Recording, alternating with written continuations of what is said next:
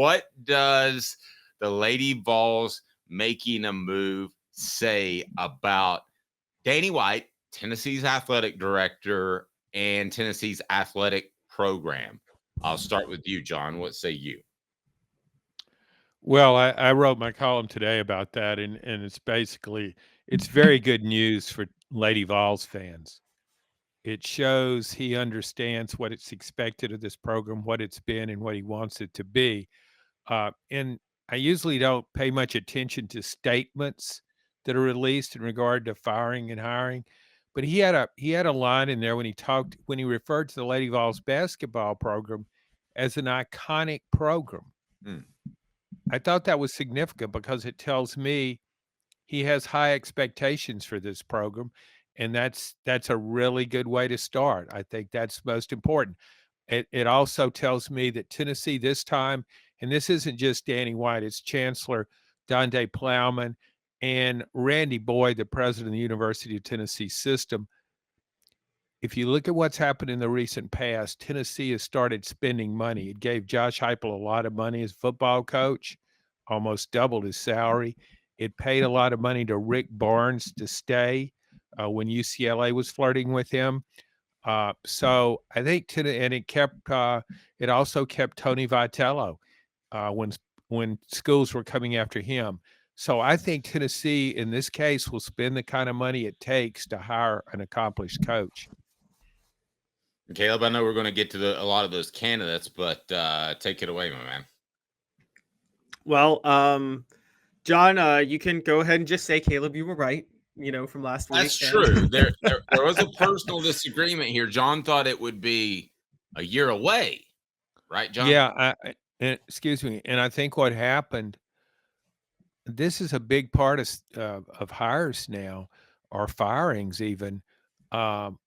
Tennessee needed to rally NIL money. If you're going to keep Kellie, you got to bring in transfers. There just aren't enough players on board. She hasn't recruited well enough. Your last gasp option is a transfer portal, but NIL investors, I don't think would have been willing to invest in her. Why would you? So I think that was one of the factors in the hiring. And when I was talking to you guys last week, and both of you seemed to think that Danny White would make a move. And I really didn't think he would after he extended the contract last year. And I didn't know if there was that much sense of urgency. And I really didn't know how committed he was to Lady Vols basketball. But yeah, Caleb was right. He did make a move, and we know he has a good track record for hiring coaches. So that's another reason for Lady Vols fans to be confident. So kudos to Caleb, or as Philip Fulmer would say, kudos to Caleb. Kudos. Well, John, and I want to be real clear. Yeah. And I want to be real clear. It wasn't us. People were telling me that he would wait. So it was more Caleb. And Caleb, I think the people telling me that illustrates, and we're going to see this. We discussed it yesterday. Moving forward in the search, it's going to be a very quiet search. There's not going to be a lot of news leaked. That's how Danny White does his business. Speak to that. But I tell you the way that Don Self handles his business, he cares about customer service. 40 years, they have built their business on taking care of their customers in the greater Chattanooga area. Call 423-396-2126, or it's right down below in the description box, 423-396-2126, or go to donself.net, donself.net. So, Caleb, you did call it. Kudos. You also called that Tennessee was tanking it in the SEC tournament. I think you're right about that. So you're on a heater. Anything else you want to add while we just keep going? We'll get the subs above 100,000 before the end of this show. Yeah. So, John, I actually want to give your colleague a shout out. I called it specifically on Friday when Coral Hall came out and came out with that report on what Kellie Harper's buyout was. And Dave, you're right. Danny White keeps things very close to the vest. I don't think he wanted anybody thinking he was planning on firing Kellie Harper until yesterday, because yesterday the buyout for Kellie Harper was cut in half from $1.1 million to $550,000.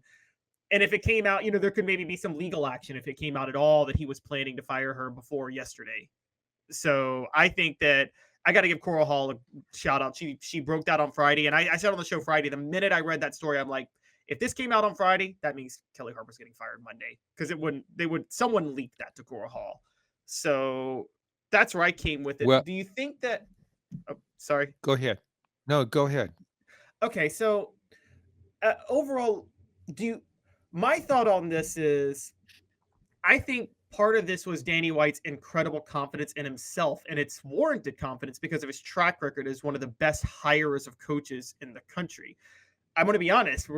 If there were some other athletic directors that if they were athletic director at UT right now, I'm not sure they make that move, and I'm not sure I even want them to make that move because I wouldn't trust them to hire a successful replacement. I think Danny White is the guy that you make this move because you know he's going to hire a better coach because his entire track record proves it. Yeah, that's part of it. And go ahead, Jay. No, yeah, that's a big part of it, and that's a reason for Tennessee fans to be optimistic about this. I think it tells us too that Tennessee right now, you look at the other sports, Tony Vitello in baseball, 2 of the last 3 college World Series he's been to. The program is on the ascent in football. The football program is, and Tennessee just reached a high watermark, tying its one other Elite 8 finish in the NCAA tournament. So I think now with the Lady Vols program, Tennessee will be able to hire someone who matches that group. So I credit a lot of this optimism. It's not just to Danny White, but to Randy Boyd, the president. I think he's really committed. I mean, he's a businessman. He's really committed to being successful with the theory. If you're going to have a sport, why not be really good at it? And I think Tennessee has that kind of potential. That's what was so, I think, frustrating with Kellie Harper era. She couldn't recruit well enough. Her success was based mainly, very much so, on Holly Warlick recruits. Holly Warlick preceded her as coach, who was fired after 7 seasons, but she gave her 3 first-round WNBA draft picks. She did get Rakia Jackson in the transfer portal, another first-round draft pick, but she wasn't recruiting at the high school level. And you just can't allow that. Tennessee, you should be able to recruit in every sport to Tennessee. You should be able to recruit well. I completely agree. I can remember when Derek Dooley was bragging about top 25 classes, and I don't say this with any exaggeration. The 3 of us with their facilities could get a top 50 class. I mean, you could fall backwards into a top 30 class if you have any sort of coaching experience at all. I mean, you look at the Pratt Pavilion. Do you think most women's basketball teams have the Pratt Pavilion that they can go utilize pretty much any time the men's basketball team isn't? And they work it out. They're copacetic. So, John, I think you're right. I think you should be able to recruit there. And let's not forget this. We all know what a difference one player can make, Caitlin Clark. Now, it's not like it used to be. I get that. But it doesn't take a lot of NIL money to get one great women's player, and then you're a different type of program. At least you have some star power, even if you don't win at all. Yeah, and Dave, you can get more than one player right now because of the transfer portal, NIL deals. And I think with Tennessee making a change and with the idea of hiring a new coach, I think that could rally financial support for the program. As I say, you're not going to invest in Kellie Harper's program. What would be the point of getting really good players when you see how the program is muddling along? So, yeah, you look what Kim Mulkey did at LSU. That was a team had a losing record when she went there. She wins 25, 26 games in her first season and wins a national title in the second season. I know she's one of the game's greatest coaches, but still, you can have a huge impact right away in this sport.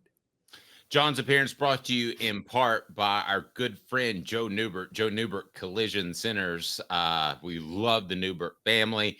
And I just want to ask John, how damning was that South Carolina loss? Because I wonder if that shot doesn't bank in and somehow things are different. Is Kellie Harper still the head coach, or was the decision already pretty much made?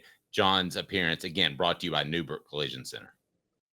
Now in its 45th year, the second and third generations continue Joe Newbert's commitment. His vision of what this business needed to be, we still try to live up to that. If we wouldn't put our family in it, we're not going to put their family in it. If you're going to say that you're doing the best work in Knoxville, now saying it's one thing, producing it and providing it's another.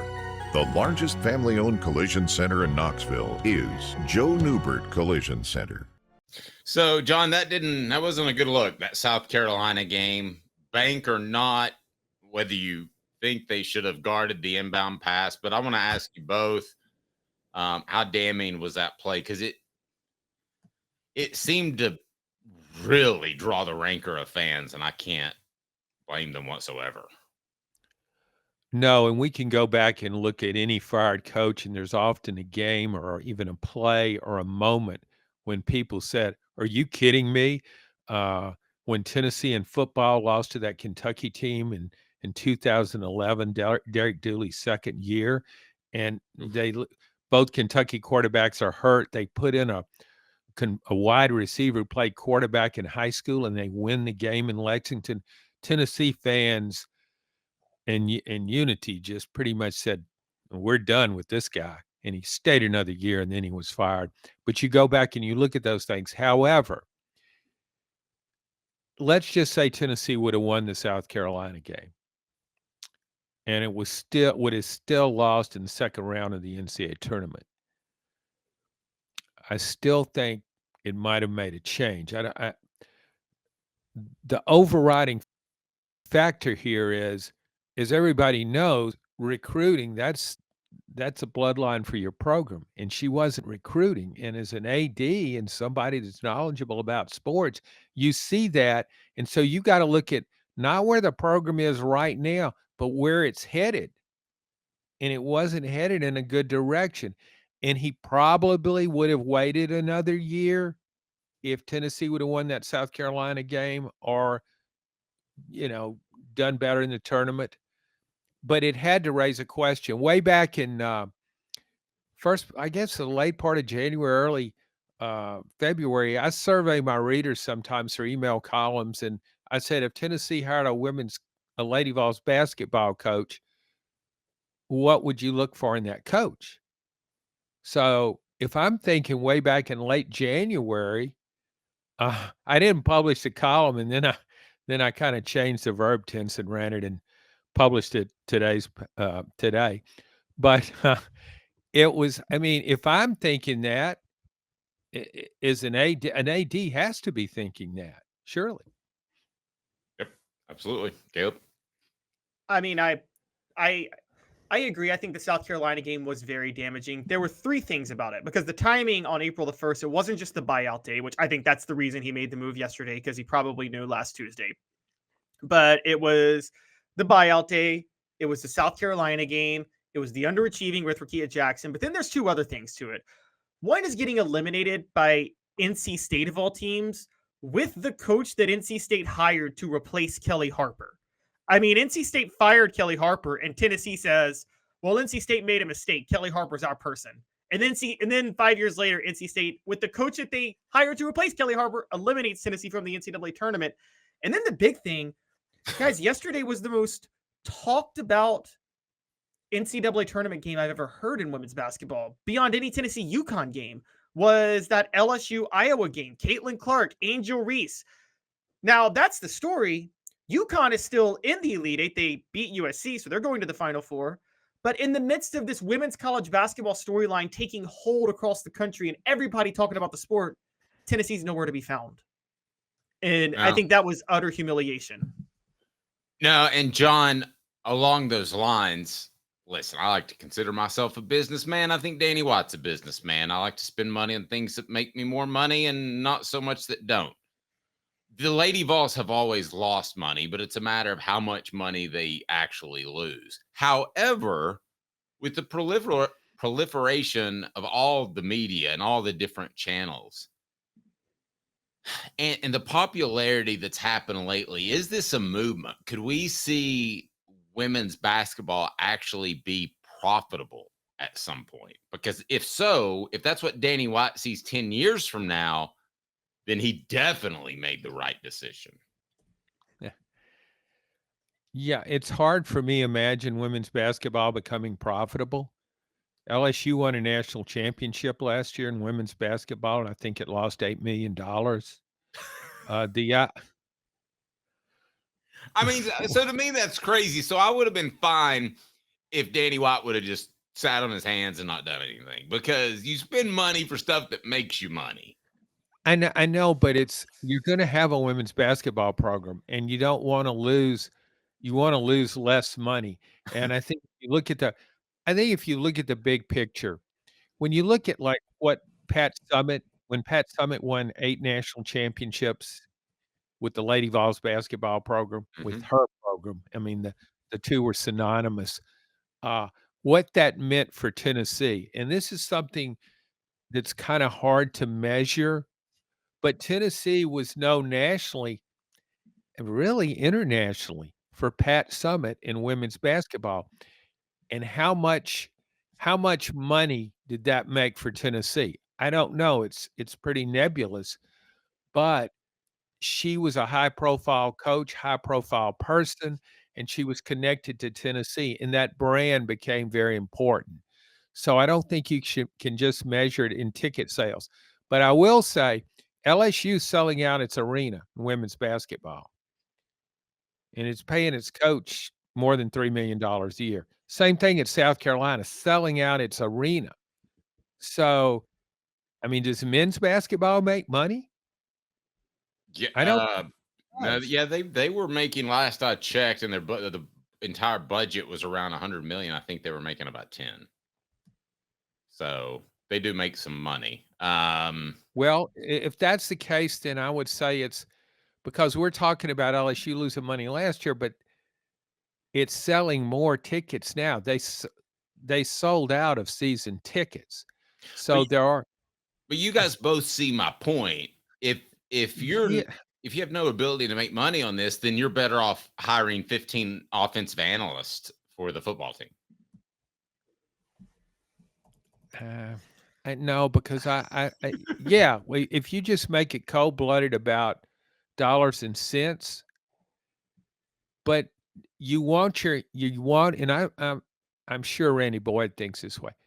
If you want your university, your business to look good in whatever it does, you think of the whole picture, not just a sport. And if you're successful in all this, then people look at your school, your program as success. And I think that brings in people, and I think that brings in money. I think it brings in NIL money. So, you're more of a businessman than I am, so maybe I'm looking at it the wrong way. And I know you've made a lot of money. Oh yeah, doing your business. It's rolling. Yeah. I've seen the car you drive, Dave. I've seen it rain. It ain't ones. It ain't even fives. I've seen the way you dress. I've seen the way Shanda dresses. I know what you're about. So you may be right. John's checking out my hooker wife.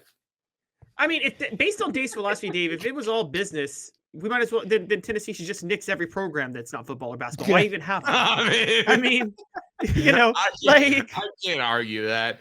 But when you're kind of in the middle of this getting football really relevant, there's part of me that wants Danny White to just be in a room solely focused on football and not even think about anything else. I know that's stupid, but let's face it. The whole athletic department depends on football.